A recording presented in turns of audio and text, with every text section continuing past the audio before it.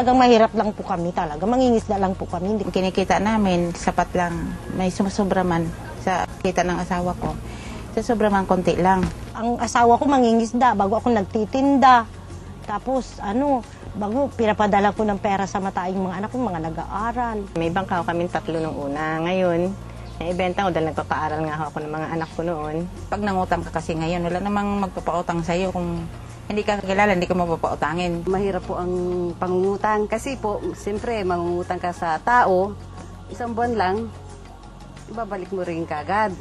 Ang bahay ko maliit lang, wala pa akong tindahan nung sumali ako sa Grameen.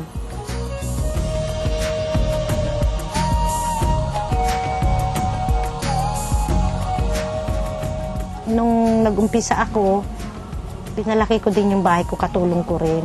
Hanggang sa meron akong bahay dito, meron din akong bahay doon. Hindi ko nga sa kotakalaan, makapagpaaral ako ng anak ng college eh. Ngayon, nakapagpundar nga ako ng malaki. Ayun nga, yun ang panghanap ko hanggang sa ngayon. May kalabaw po kami, meron pong tindahan, may bangka. Dati po yan, wala lahat yan.